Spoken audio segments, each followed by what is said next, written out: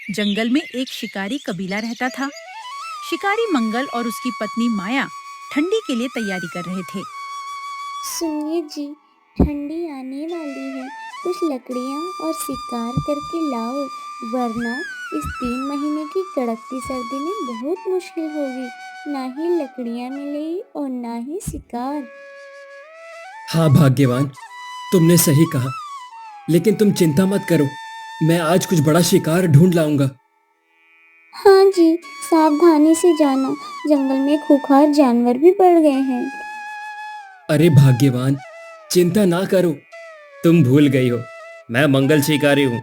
बड़े बड़े खूंखार जानवर मेरी आहट से थर थर कांपते हैं। अरे हाँ बाबा। ठीक है भाग्यवान, मैं जल्दी शिकार पकड़ कर आऊंगा।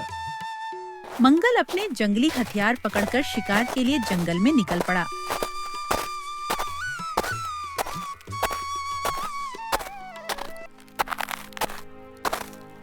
आज तो एक बड़ा शिकार करके ही घर लौटूंगा। मैं इस पेड़ के पीछे छुपकर निशाना लगाता हूँ। जैसे ही कोई जानवर आएगा, वैसे ही मैं शिकार करूंगा। बहुत समय हो जाता है, कोई शिकार नहीं मिलता। वह खुद से कहता है, अरे, आज क्या हो गया है? कोई शिकार दिखाई क्यों नहीं दे रहा है? मुझे आगे जाकर देखना चाहिए। मंगल आगे निकल जाता है। तभी उसे एक खरगोश दिखाई पड़ता है। अरे वो रहा शिकार। कितना सुंदर खरगोश है। इसका मांस तो बहुत लजीज होगा। भाग्यवान तो खुशी हो जाएगी। चलो, मैं इसका शिकार करता हूँ, कहीं भाग ना जाए। मंगल जैसे निशाना लगाता है, लेकिन हथियार अलग जाकर लगता है और खरगोश जंगल में भागता है। अरे, ये क्या?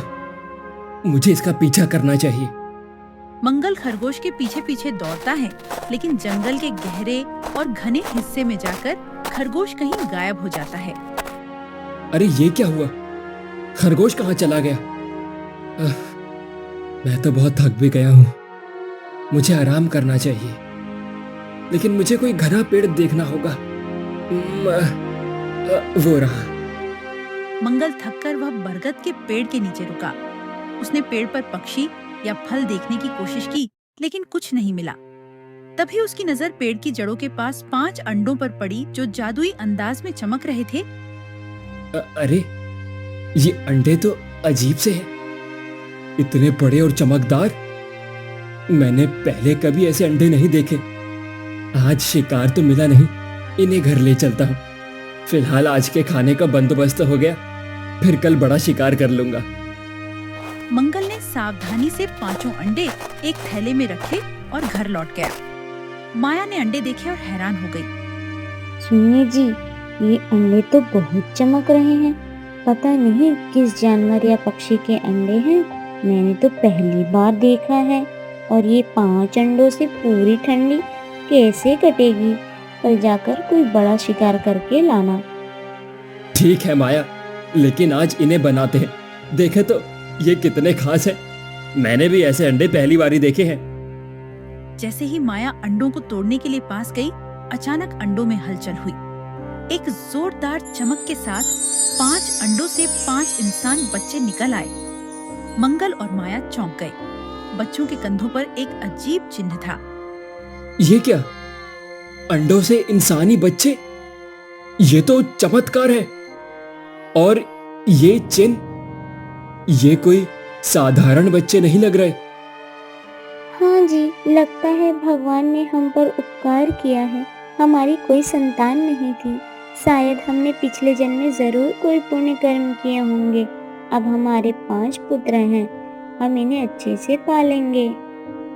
हाँ, क्यों नहीं भाग्यवान, हमारे बुढ़ापे का सहारा बनेंगे। मंगल और माया ने बच्चों को प्यार से पालना शुरू किया। भाग्यवान, मैं कल सुबह जाकर जंगल से एक बड़ा शिकार करके लाऊंगा। हमारा परिवार भी अब बड़ा हो गया है। हाँ जी, सही कहा। सुबह होते ही मंगल जंगल जाने के लिए तैयार हो जाता है। भाग्यवान, मुझे कुछ खाने के लिए खाना तो बांध दो।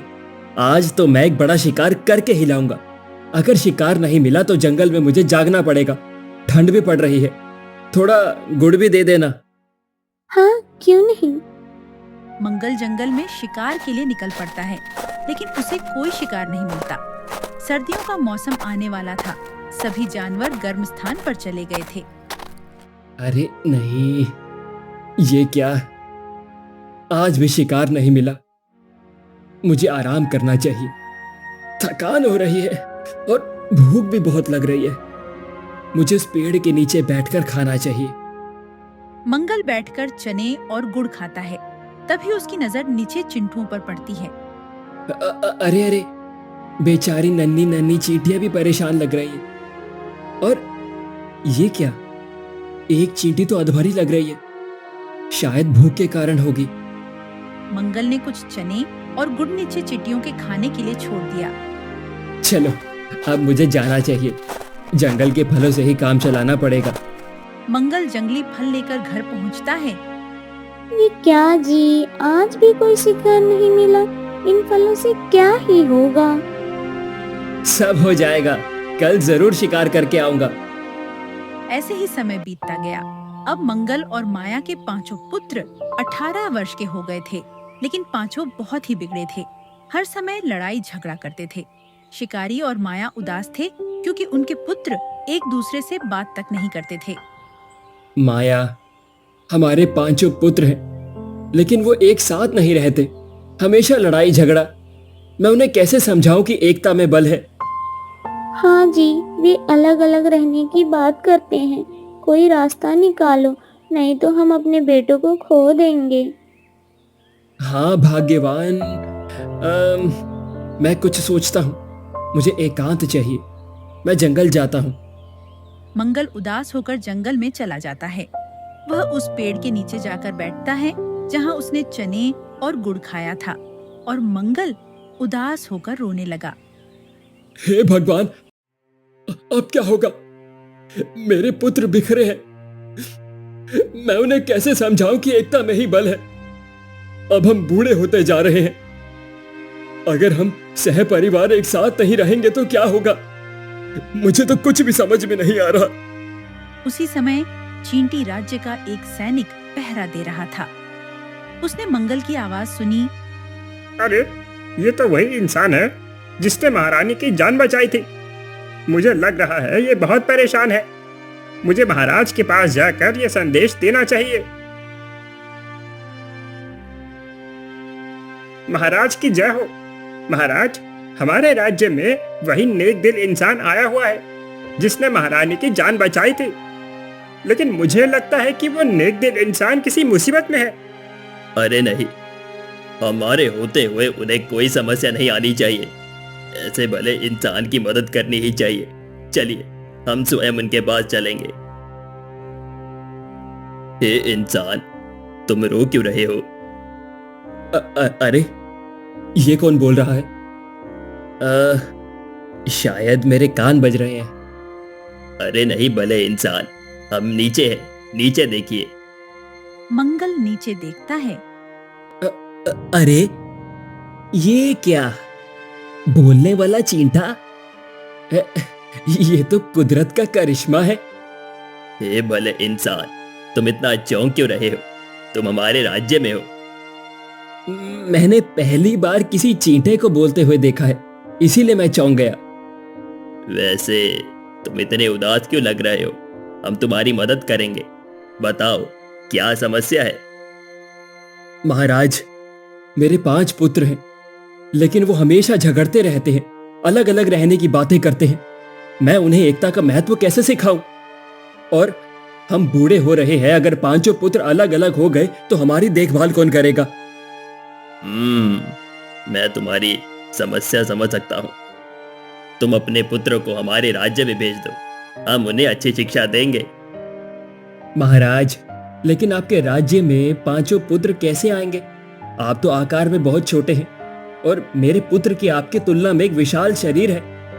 हे भले इंसान, तुम इसकी चिंता ना करो, मैं आपको कुछ देता हूँ। रुको, ये लो 5 जादुई बीज। इन्हें अपने पुत्र को खाने में मिलाकर दीजिएगा। जब 5 पुत्र सो जाएंगे, जब भी वो अपनी आंखें खोलेंगे, तो वो अपने को इस जादुई चींटी लोक में पाएंगे और उनके शरीर का आकार भी छोटा हो जाएगा। जब शिक्षा ग्रहण कर लेंगे तब हम अपनी जादुई शक्ति से उन्हें फिर से सामान्य कर देंगे। मंगल ने धन्यवाद दिया और घर लौटकर अपनी पत्नी से मिला। भाग्यवान देखना, अब बहुत जल्द सब ठीक हो जाएगा। बस सभी पुत्रों के लिए अच्छा भोजन बनाओ और हाँ, इस खाने में इन 5 बीजों को मिला देना। ठीक है जी। सभी ने रात में खाना खाया और गहरी नींद में शिकारी के 5 पुत्र सो गए। जादुई बीज की शक्ति से वे चींटी राज्य में पहुंच गए। सुबह उठते ही वे चौंक गए क्योंकि वे चींटियों के आकार के हो गए थे। ये क्या, हम कहाँ हैं और इतने छोटे कैसे हो गए? क्या मैं कोई सपना देख रहा हूँ? लगता है कोई जादू है। देखो, चारों ओर चींटियां ही चींटियां हैं। लेकिन अगर हम सपना देखते हैं तो हम 5 एक साथ थोड़ी ना सपने में होते बुद्धू। अरे हाँ भैया, सही कहा। मुझे लग रहा है आप चींटियों के लोक में आ गए हैं। मुझे तुम्हारे साथ नहीं रहना, तुम अलग अलग जाओ, नहीं तो यहाँ रहने वाली चींटियां हमें मारकर खा लेंगी। तभी चींटी सैनिक 5 भाई के पास आती हैं। डरो नहीं इंसान, तुम सभी को इस राज्य के महाराज ने दरबार में आने को कहा है। क्या? यहाँ कौन राजा है? तुम्हारे सभी प्रश्नों के उत्तर तो राज दरबार में ही मिलेंगे। 5 भाई चींटी सैनिक के पीछे पीछे जाते हैं। महाराज, चींटा और महारानी चींटी दरबार में थे। महाराज ने एकता सिखाने की योजना बनाई। ए इंसान पुत्रों, तुम्हें इस चींटी लोक में हमारे सैनिकों का भोजन बनाने के लिए लाया गया है। लेकिन महाराज, हमारी क्या गलती है? हमने तो किसी का अहित भी नहीं किया। कृपया हमें छोड़ दिया जाए महाराज। हम तुम सभी को छोड़ देंगे, लेकिन तुम्हें एक प्रतियोगिता को जीतना होगा। अगर तुम हारे तो तुम्हें हमारे सैनिकों का भोजन बनना होगा। है? कैसी प्रतियोगिता महाराज? तुम्हें कल ही इस प्रतियोगिता के बारे में बताया जाएगा। तब तक तुम इस राज्य की सैर कर सकते हो। 5 भाई जंगल में आकर पेड़ के नीचे बैठ जाते हैं और सोचते हैं, भाइयों, चींटियों का राजा ऐसी कौन सी प्रतियोगिता रखने वाले हैं? मुझे तो लगता है इनका कोई बहाना ही होगा। हम सभी को तैयार हो जाना चाहिए इन सभी का भोजन बनने के लिए। भाई, अरे मुझे इनका भोजन नहीं बनना, मुझे मरने से बहुत डर लग रहा है। हम सब मर जाएंगे, हमें कौन बचाएगा? तभी 5वां भाई ध्यान से चींटियों को देखता है जो अपना भोजन कतार से लेकर जा रहे थे। इसे तो कोई पड़ी ही नहीं है। लेकिन हमें प्रतियोगिता में भाग तो लेना ही पड़ेगा। वैसे भी हम भाग नहीं लेंगे तो मारे ही जाएंगे। इससे अच्छा है कि हम प्रतियोगिता में भाग ही ले ले। दूसरे दिन आज प्रतियोगिता होने वाली है, क्या तुम सभी तैयार हो? हाँ महाराज, आप प्रतियोगिता बताइए। प्रतियोगिता ये है कि ये 20 सेब है। तुम्हें इन सेबों को उस पेड़ के नीचे रखना है, लेकिन सारे सेब सभी लोगों को लेकर जाना है। ये तो बहुत आसान है। प्रतियोगिता प्रारंभ होती है। 5 भाई 20 सेब को बारी बारी लेकर जाते हैं और पेड़ियज के नीचे रखते हैं। सभी लोग बहुत थक चुके थे। अरे ये मात्र 20 सेब है, लेकिन देखो हम तो पूरे थक गए। लेकिन सभी के पास सेब जाएगा तो कितना समय लगेगा? लगता है हम इस प्रतियोगिता को नहीं जीत सकते। तभी 5वां भाई सोचता है और उसे याद आता है जो उसने जंगल में देखा था। अरे सुनो भाइयों, मेरे पास एक तरकीब है। हमें अपनी जान से हाथ नहीं धोना पड़ेगा, बस मेरी बात माननी होगी। क्यों नहीं, हम अपनी जान बचाने के लिए कुछ भी करेंगे। आप बताओ भैया।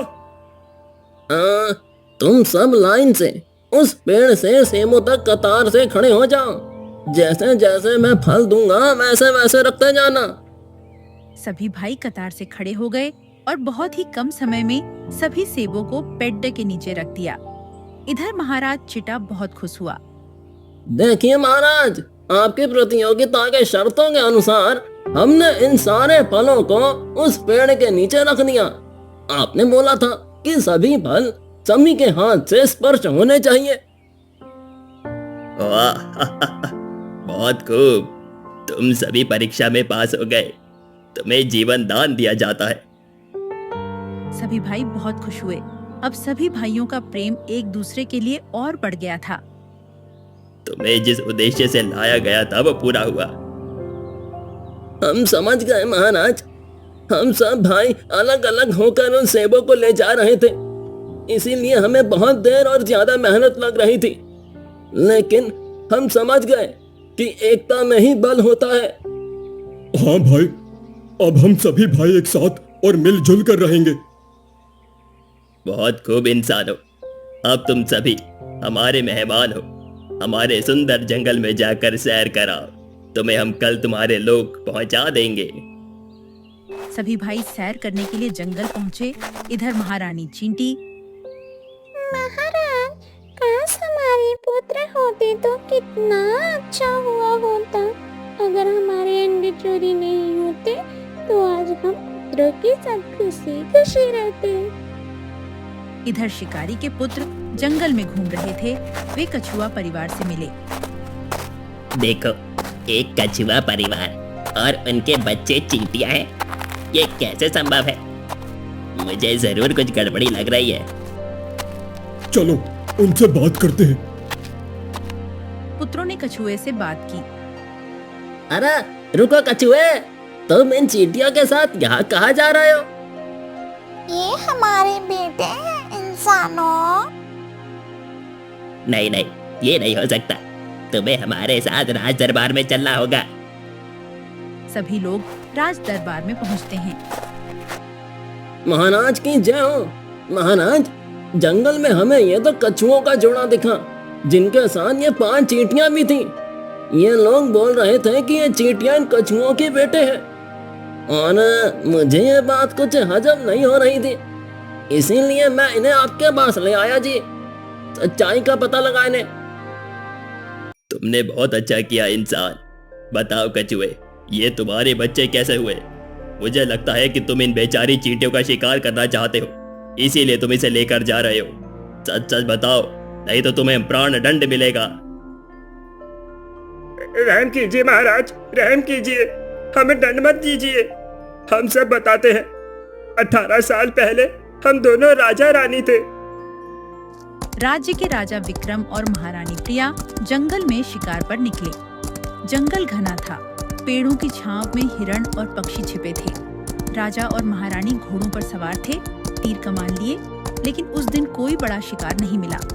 सूरज की तेज धूप में वे थक गए और एक बड़े पेड़ के नीचे बैठ गए। चारों ओर सन्नाटा था और हवा में पत्तियों की सरसराहट गूंज रही थी। महाराज, आज तो शिकार का कोई मजा नहीं आया। कितनी देर से भटक रही हैं, लेकिन कोई हिरन या शेर नहीं मिला। दोनों पेड़ की छांव में बैठे। तभी उनके पास से चींटियों का एक बड़ा समूह गुजर रहा था। चींटियां कतार में चल रही थीं, छोटी छोटी पत्तियां और दाने उठाए। राजा और महारानी ने उन्हें देखा और उनका मजाक उड़ाने का मन किया। देखो प्रिया, ये छोटी चींटियां कितनी व्यस्त है। हाँ महाराज, ये तो आसान शिकार है, चलो इसे छींटते हैं। राजा और महारानी ने चींटियों को परेशान करना शुरू किया। उन्होंने लाठी से उनकी कतार तोड़ी, कुछ चींटियों को कुचल दिया। चींटियां डरकर इधर उधर भागने लगीं, लेकिन कुछ चींटियां राजा और महारानी के पैरों पर चढ़ गईं और काटने लगीं। राजा और महारानी दर्द से चिल्लाए, लेकिन उनकी चलने की क्षमता कम हो गई। अरे महारानी प्रिया, ये चींटियां कितनी तेज काटती है, मेरे पैर भी सुन हो गए हैं, चलने में तकलीफ हो रही है। हाँ महाराज, मेरे भी, लेकिन हमने तो बस मजाक किया था, अब क्या करें? दोनों दर्द में बैठे रहे। तभी पास से 2 साधु गुजर रहे थे। साधु प्यासे थे और पानी ढूंढ रहे थे। उन्होंने राजा रानी को देखा और मदद मांगी। हे राजन, हमें बहुत प्यास लगी है। पास में कोई झरना या तालाब है क्या? हमारी मदद करे राजन। हाँ, हम थक गए हैं, पानी मिल जाए तो अच्छा, नहीं तो हम मर जाएंगे। साधु बाबा, पास में ही एक झील है, हम मदद करते हैं। हम अभी जाकर पानी लाते हैं, आप यही इंतजार कीजिए। हाँ, हम लाते हैं, आप आराम करें। लेकिन चींटियों के काटने से उनकी चलने की क्षमता कम हो गई थी। हमें चलने में तो बहुत दर्द हो रहा है महारानी, जल्दी चलिए। वे धीरे धीरे चले, लेकिन पानी लाने में देर हो गई। जब वे लौटे तो एक साधु की मौत हो चुकी थी। बचा साधु क्रोधित हो गया। तुम्हारी वजह से मेरा साथी मर गया। तुमने जानबूझकर देर की। मैं तुम्हें श्राप देता हूँ कि तुम भी अपनी धीमी चाल की वजह से दुख भोगोगे। और अगर तुम कछुए की चाल नहीं चलते तो आज मेरा मित्र नहीं मरता। मैं तुम्हें श्राप देता हूँ कि तुम दोनों कछुए बन जाओ। साधु बाबा, हमारी गलती नहीं है, चींटियों ने हमें काटा, इसीलिए हम धीमे चल पा रहे थे। कृपया श्राप वापस ले लीजिए। कृपया श्राप मत दो, हमने कोई गलती नहीं की। कोई भी प्राणी बिना वजह हमला नहीं करता। तुमने जरूर कोई हानि पहुंचाई होगी। साधु बाबा, हम बस अपने मनोरंजन के लिए चींटियों का मजाक उड़ा रहे थे, जिससे कुछ चींटियां मर गई और कुछ ने हमें काट लिया। तुमने बहुत बड़ा पाप किया है। जाओ, अब तुम कछुआ बनकर चींटियों के राज्य में रहोगे। साधु ने श्राप दिया और राजा रानी कछुए बन गए। वे चींटियों के राज्य की ओर चले, जो एक जादुई जंगल में था। अच्छा, तो वो तुम थे। फिर क्या हुआ? इसके बाद मैं बताता हूँ। ठंड का समय आने वाला था। मैं अपनी सेना को आदेश दिया। चींटियों का राज्य एक जादुई जंगल में था, जहाँ छोटी छोटी चींटियां एकजुट होकर रहती थीं। महाराज चींटा और महारानी चींटी राज्य चलाते थे। ठंडी का समय आने वाला था और राज्य में तैयारी चल रही थी। महाराज चींटा अपनी प्रजा से बात कर रहे थे। महाराज और महारानी की जय हो, हम तैयार हैं। मंत्री जी, सूखी चींटी, सारे सैनिकों को आदेश दीजिए, जंगल से भोजन की सामग्री जमा करें। सुनो सुनो, महाराज का आदेश है। कुछ दिनों में ठंड बढ़ने वाली है। सारी प्रजा भोजन इकट्ठा करे। जंगल जाओ और देखो। चींटियां कतार में जंगल गईं। वे फल, पत्तियां और दाने इकट्ठा करने लगीं। हमें अब राज्य वापस लौटना चाहिए। सभी लोग भोजन सामग्री पकड़कर लौटते हैं। तभी उन्हें राजा और रानी परेशान करते हैं। चींटी योद्धाओ, संभल कर। मुझे लगता है ये इंसान हमारे पूरे समूह को मारने की कोशिश कर रहे हैं। संभल कर। सैनिक जी, इसने तो हमारे कुछ साथियों को मनोरंजन के लिए मार दिया। अब हम क्या करें? इन्हें काटो और अपाहिज कर दो। कुछ चींटियों ने राजा और रानी को काटा और अपने राज्य लौटे। महाराज की जय हो। हम जंगल से भोजन सामग्री ला रहे थे, तभी तो इंसानों ने हमारी सेना पर हमला कर दिया। इंसानों की ये हिम्मत! उन्होंने हमारी प्रजा और सैनिकों को हानि पहुंचाई है। जिन्होंने हमारी प्रजा को मारा, हम उसे खत्म कर देंगे। मैं अपनी सेना लेकर जंगल में जाऊंगा और उनसे युद्ध करूंगा। महाराज, क्रोध में कुछ मत करो। नियति सब ठीक कर देगी। पृथ्वी इंसानों के लिए जितनी है उतनी हमारी भी। हमें धैर्य रखना होगा। नियति सबका भला करती है और विनाश भी। इंसानों को इनके किए का कर फल मिल जाएगा। तभी दूसरा भाई बोला। फिर क्या हुआ? तभी कछुआ बोलता है। इसके बाद मैं बताता हूँ। जंगल की जादुई दुनिया में कछुआ और कछुई आ गए थे। महाराज, ये क्या हो गया? हम इंसान से कछुए बन गए। अब हमारा क्या होगा? हम इस कछुए की योनि से कैसे मुक्त होंगे? भगवान, हम पर रहम करो। हम किसी प्राणी को नहीं सताएंगे। तभी वहीं साधु प्रकट होता है। हे प्राणियों, तुम चिंता मत करो। तुम्हारी मुक्ति जरूर होगी और तुम्हारे इंसान पुत्र ही तुम्हें आजाद कराएंगे। लेकिन साधु बाबा, हम कछुए हैं, अब कोई इंसान पुत्र कैसे हो सकता है? नियति की गर्भ में क्या छिपा है, किसी को कुछ नहीं पता। समय आने पर सब ठीक हो जाएगा। इतना बोलते ही साधु बाबा गायब हो गए। साधु ने कहा है हमारे पुत्र हमें मुक्त करेंगे, हमें हिम्मत रखनी होगी। चलो इस जंगल में कोई सुरक्षित जगह ढूंढते हैं। दोनों धीरे धीरे चलकर एक विशाल बरगद के पेड़ के नीचे पहुंचे। समय बीतता गया। एक दिन उसने कछुआ विक्रम से बात की। सुनिए जी, मुझे लगता है कि अंडे देने का समय आ गया है। हमें जंगल में कोई सुरक्षित जगह ढूंढनी होगी। ठीक है भाग्यवान, इस पेड़ की जड़ें मजबूत है, यहाँ अंडे देना सुरक्षित होगा। कछुवी प्रिया ने सावधानी से पेड़ की जड़ों के पास 5 अंडे दिए। कछुआ विक्रम ने आसपास के पत्तों और टहनियों से अंडों को ढक दिया ताकि कोई जंगली जानवर उन्हें न देखे। दोनों खाना ढूंढने जंगल में चले गए। 5वां भाई बोलता है, फिर क्या हुआ? तभी महाराज चिटा बोलता है, इसके बाद मैं बताता हूँ। लेकिन उसी समय चींटियों की महारानी भी अपने अंडे देने की सोच रही थी। महाराज, मुझे लगता है कि मेरे अंडे देने का समय आ गया है, लेकिन हमें अपने राज्य में दुश्मनों से बचना होगा। चलिए जंगल में कोई गुप्त जगह ढूंढते हैं। तुम ठीक कहती हो, हमारे अंडे सुरक्षित रहने चाहिए। हमें जंगल जाकर सुरक्षित जगह ढूंढनी होगी। दोनों राजा रानी जंगल में निकलते हैं, सुरक्षित जगह ढूंढते हैं। चलो उस बरगद के पेड़ के पास चलते हैं। महाराज चींटा और महारानी चींटी उसी पेड़ के नीचे पहुँचे। उन्होंने पेड़ के नीचे अंडे दिए। दोनों अपने राज्य लौट गए, यह सोचकर कि उनके अंडे सुरक्षित हैं। लेकिन कछुआ जी, आपकी कहानी पूरी नहीं हुई। हाँ, मैं बताता हूँ।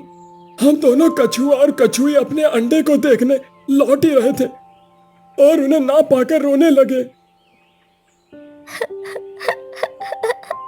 सुनिए जी, हमारे अंडे गायब है। कोई जंगली जानवर ले गया होगा। अब क्या करें? मैंने इसी जगह अंडे दिए थे। अब क्या होगा? हमें नहीं लगता हमारी मुक्ति भी होगी भी। शायद नियति हमें सजा दे रही है, लेकिन देखो इस तरफ कुछ और अंडे हैं। तुम्हें कोई गलतफहमी हुई है। कछुआ और कछुई ने अंडे देखे और उन्हें अपने समझ लिया। वे अंडे लेकर एक नई जगह चले गए। महाराज, उसके बाद क्या हुआ?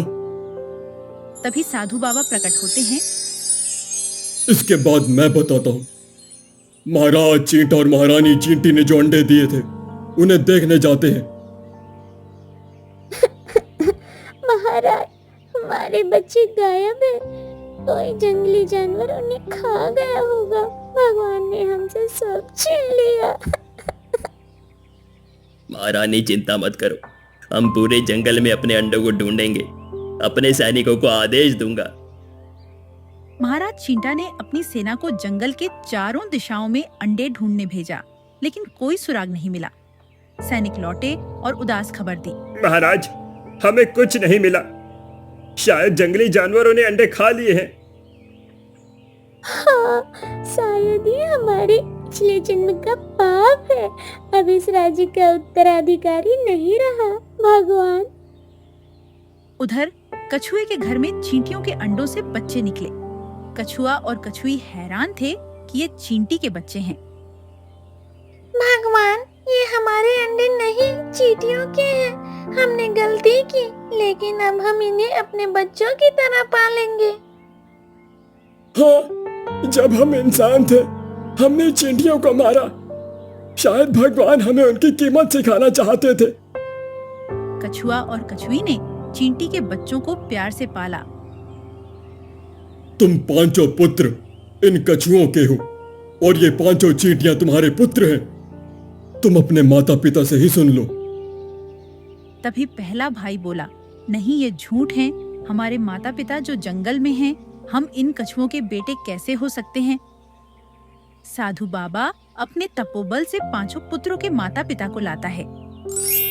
ए शिकारी, तुम बताओ कि तुम्हें ये पुत्र कैसे प्राप्त हुए? मैं बताता हूं। सर्दियों का समय आने वाला था। मैं शिकार करने के लिए जंगल में गया था, लेकिन मुझे कोई शिकार नहीं मिल रहा था। तभी मुझे खरगोश दिखाई दिया। मैंने उसका पीछा किया, लेकिन एक घने जंगल में जाकर पता नहीं वो खरगोश कहां चला गया था।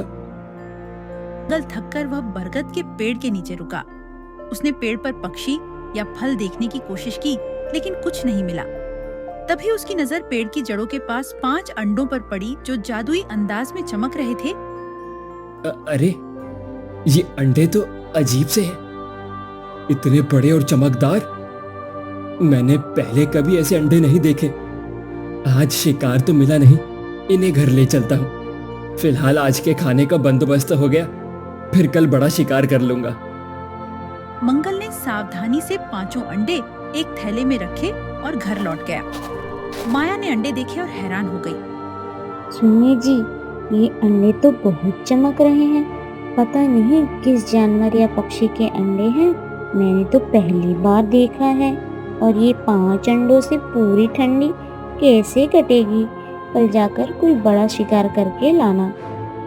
ठीक है माया, लेकिन आज इन्हें बनाते हैं। देखे तो ये कितने खास हैं। मैंने भी ऐसे अंडे पहली बार ही देखे हैं।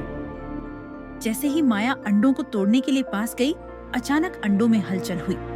एक जोरदार चमक के साथ 5 अंडों से 5 इंसान बच्चे निकल आए। मंगल और माया चौंक गए। बच्चों के कंधों पर एक अजीब चिन्ह था। ये क्या? अंडों से इंसानी बच्चे? ये तो चमत्कार है। और ये चिन्ह, ये कोई साधारण बच्चे नहीं लग रहे।